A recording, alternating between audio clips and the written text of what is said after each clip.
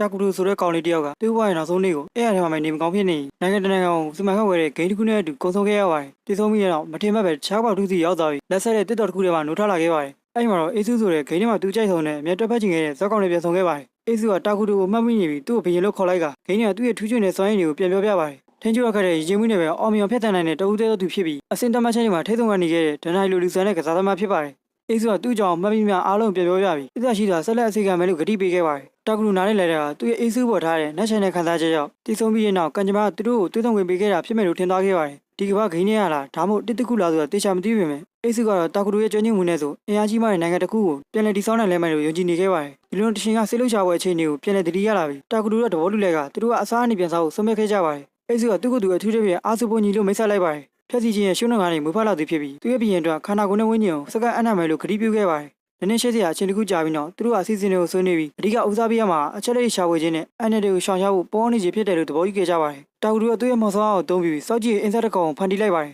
ဒီလိုကသူ့မှာရှိတဲ့မော်ဆောအားတွန်းနေပါကုန်သားစီခဲ့တာကြောင့်သူတို့ရဲ့ရှိနေရအတော်လေးအားနည်းနေရဆိုတာကိုပြသနေပါတယ်သူတို့ကအင်အားတက်ဖို့အချိန်ရွေးသူရဲကောင်းနေဖြစ်ပြီးတိုက်ခိုက်မှုခင်ကူရနေတဲ့လည်းမရှိတော့နေနေပါတယ်စောက်ကြည့်အင်ဆက်ကနေတာကူတို့ကနီနာမြင်းမနာသွင်းမျိုးကိုမြင်မြန်ဆန်သိရှိသွားခဲ့ပါတယ်ကျေပြင်းတဲ့တစ်တော်တစ်ခုဖြစ်ပေမဲ့လိမ့်ဆန်နေလို့မော်တော်တွေမရှိပါဘူးဒါပေမဲ့ဒန်နငယ်တွေရဲ့ယာယီနေထိုင်ရာကျွေးရတစ်ခုကိုရှာဖွေတွေ့ရှိခဲ့ပါတယ်ဒီလူမျိုးစုတွေကဗမ်းလိုက်တဲ့ရင်မဲ့နေတော့မကောင်းတဲ့ဘက်ကိုရင်းအောင်သိရှိရပြီတာကူကပနိမိခါကိုရှောင်ကြဖို့နဲ့အချိန်ကောင်းကိုစောင့်မြဖို့ဆုံးဖြတ်ခဲ့ပါတယ်ဒီချိန်မှာမာဇာမျိုးနဲ့သူဝင်ဒန်နဲ့သူကတစ်တော်ထဲမှာအစားအစာရှာဖွေခဲ့ပါတယ်သူတို့ကရေကနေထင်သေးခင်ရပြီးမောင်ထုတ်ခင်ရသူတွေဖြစ်ကအစားအစာရှားပါမှုနဲ့ရင်ဆိုင်နေခဲ့ရပါတယ်ဒါပေမဲ့သူတို့အတိုင်းဝိုင်းထဲမှာတက်ကြီးရွယ်ဝင်တဲ့ကလေးတွေလည်းပါဝင်နေပါတယ်ဒီတစ်တော်ကချိန်သာတစ်နေရလို့တတ်မှတ်ခံရပြီးဒဏ္ဍာရီကမကောင်းသောတစ်ခုရှိနေရကိုသိရှိပေမဲ့သူတို့ကအစားအစာတစ်ခုရဖို့အသက်ကိုစုံဝင်ရောက်ခဲ့ကြပါတယ်အဲ့ချိန်မှာတာကူတို့ကိုအမောင်ရဲတစ်ခုနဲ့မြင်လိုက်ရပြီးဒဏ္ဍာရီကမကောင်းသောပဲလို့ချက်ချင်းစားလိုက်ကြပါတယ်တင်ငယ်ပြီးဂုံတိတ်ကရှိတာကူကသူတို့အချင်းနဲ့အချက်ပြလိုက်တဲ့အတူတန်းတဲ့ငယ်နာဂီဘီကအချင်းတွေကိုမြန်ဆန်နားလေသွားပြီးချက်ချင်းတူတော့ကအညံ့ခံလိုက်ပါတယ်သူကမျိုးနဲ့စီအခက်ခဲကြောင်းရှင်းပြပြီးသူတို့ကနေမျိုးဝင်ရောက်မိခဲ့တဲ့အတွက်လူငင်ချမ်းသာဝင်တောင်းခံလိုက်ပါတယ်